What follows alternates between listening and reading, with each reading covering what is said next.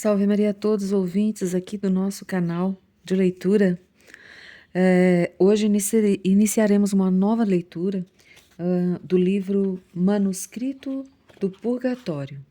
E não vamos entrar ainda direto, vamos apenas ler hoje uma pequena introdução desse manuscrito. É um livro escrito por Padre Monsenhor Ascânio Brandão. Então ele introduz assim: Leitores caríssimos, chegou-me às mãos um opúsculo, o Manuscrito do Purgatório. Confesso, recebi-o a princípio com certa desconfiança. Há por aí tantas revelações suspeitas do purgatório.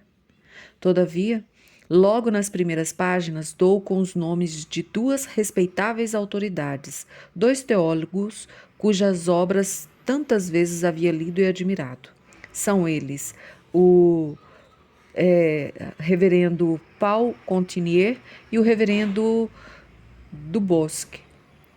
O primeiro, autor de várias obras muito eruditas, e dentre elas a explicação do pontifical e regulamento da via sacerdotal, hoje conhecidas em todo o mundo, e o segundo, ex-superior do Seminário Maior de Bourges, teólogo seguro, e a quem estava já de há muito acostumado a ler e consultar, pois fora o promotor da fé no processo canônico da beatificação e canonização de Santa Teresinha.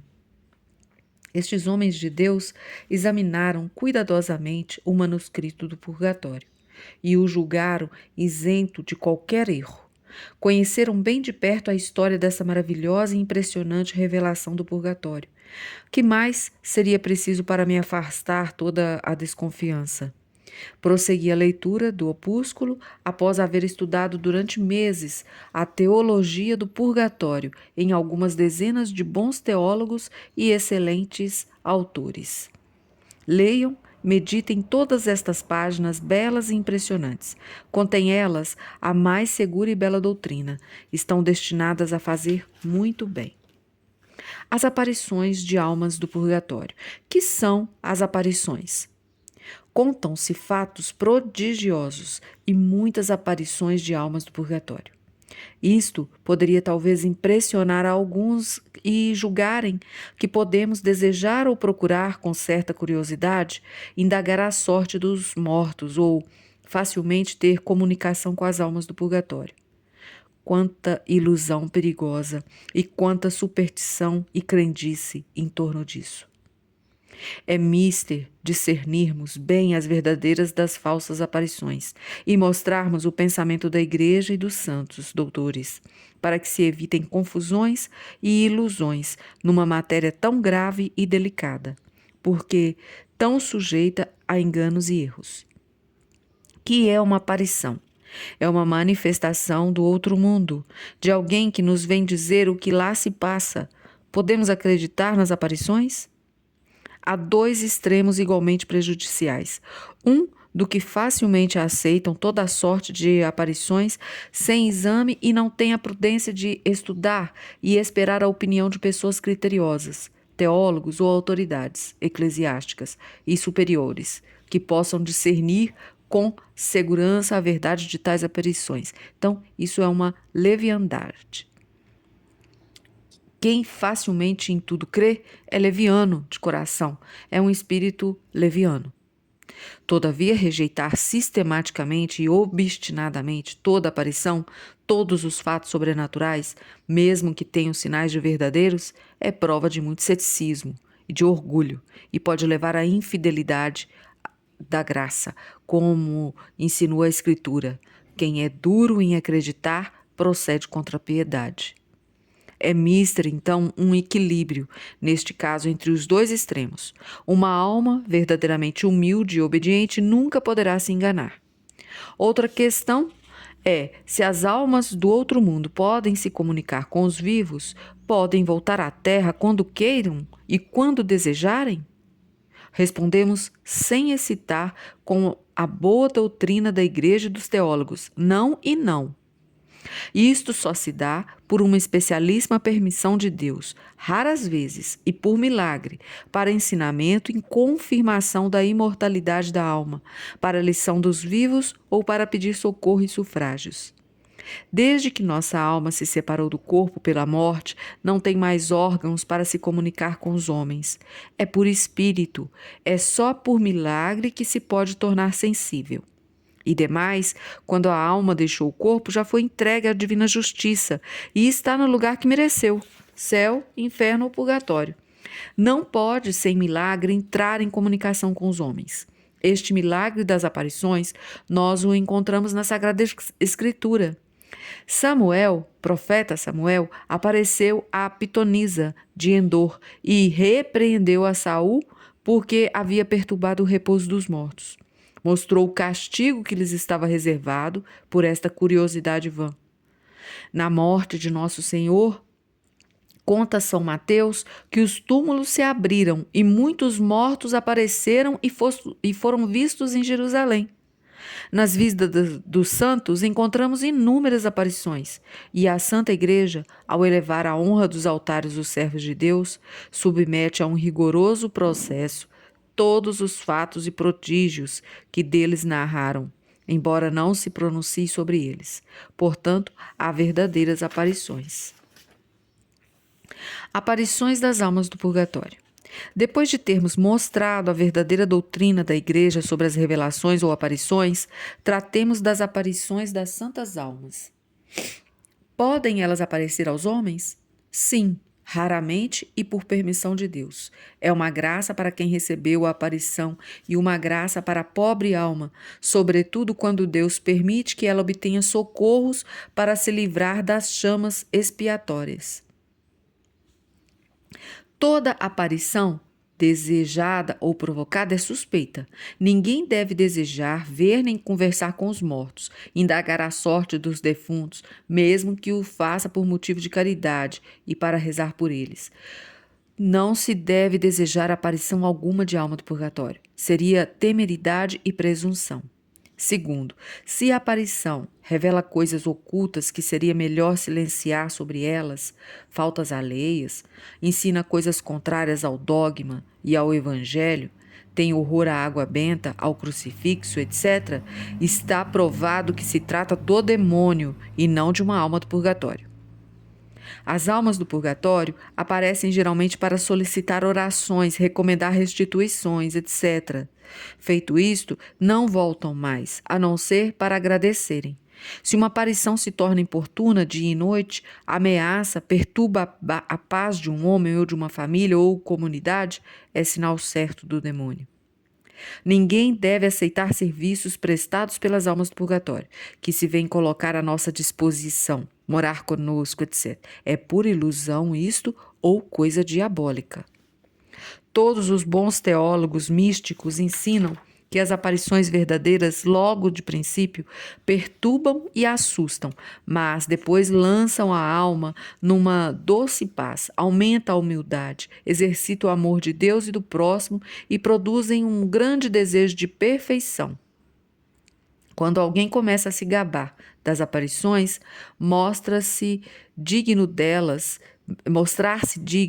perturbar-se em vão, encher-se de presunção, irritar quando os superiores não fazem caso das suas visões e desobedecem, eis um sinal bem certo de engano. É mister que as aparições sejam expostas singelamente a um bom diretor, sem exageros, nem reticências, nem diminuição da verdade, e depois ficar pelo que ele decidir e obedecê-lo cegamente. O purgatório nas visões de uma mística canadense, e é daqui que se trata esse livro. Em 14 de março de 1910, faleceu na cidade de Point Claire, no Canadá, uma mulher extraordinária, santa mãe de família, um modelo de esposa e cristã verdadeira, Madame Brault, Maria Luisa Richard. A publicação da vida extraordinária e maravilhosa desta grande mística há bem pouco causou sensações em todo o mundo, tais os prodígios contados e provados desta mulher que se pode enfileirar ao lado de Ana Maria Taige e das grandes místicas da Igreja. Dotada de uma grande simplicidade, espírito bem equilibrado e sensato, de uma piedade muito provada e sincera, hoje está perfeitamente averiguado que não se tratava de nenhum espírito mistificador, nem de alguma falta visionária. Teólogos e prelados ilustres examinaram os fatos, confessores doutos e esclarecidos depuseram como testemunhas fidedignas no exame dos fatos impressionantes da vida maravilhosa desta grande mística de nosso século. Madame Braut tinha contato com as almas do purgatório e, como santo cura d'Ars, podia dar testemunho da sorte das pobres almas. Dizia ela chorando num dia de finados: os egoístas da terra se esquecem dos mortos, como deve ser cruel para as pobres almas do purgatório o abandono dos homens. Dizem que amam os pais e parentes defuntos. Que mentira! Nós, que amamos a Deus, devemos amar nossos amigos do purgatório todos os dias de nossa vida.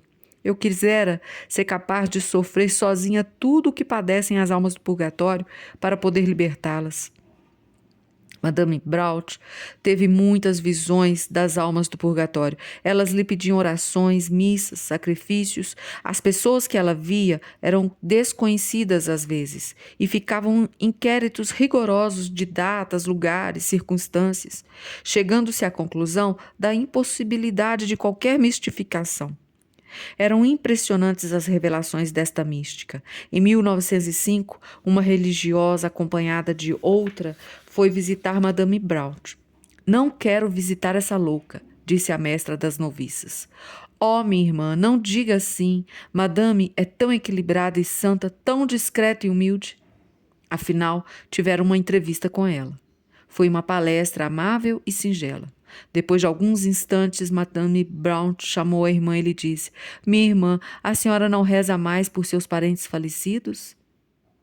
Meus parentes morreram há muito tempo, eram muito bons, devem estar no céu. Sim, vosso pai e vossa mãe estão no céu. Um irmão, porém, morreu repentinamente em tal lugar, em tal data, e um sobrinho. E a senhora nunca mais rezou por eles. É preciso dizer ao sobrinho que vai se ordenar que diga logo algumas missas por seu tio.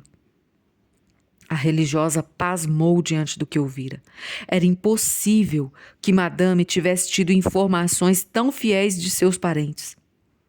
Outra irmã perdera o pai em 31 de julho de 1903. Madame Braut lhe disse: tenha confiança, irmã. Seu pai está no céu. Tinha ele uma grande devoção à Santíssima Virgem, gostava de rezar o rosário e morreu num sábado. Naquele mesmo sábado, Nossa Senhora o fez entrar no céu. Ela nunca ouvira falar deste homem e não lhe era possível conhecer tal pessoa. Sejamos libertadores das almas do purgatório, repetia ela depois dos êxtase. Nosso Senhor nos deu as chaves da prisão do purgatório: a oração, o sofrimento e o sacrifício.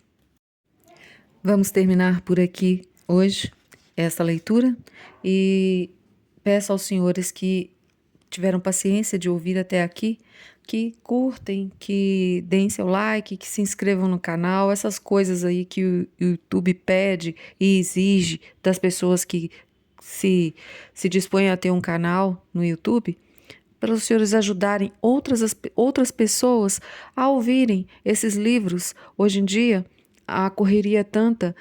Quantos de nós têm um tempo disponível para sentar e pegar, né, um material físico, um livro, para poder ler com calma, com tranquilidade?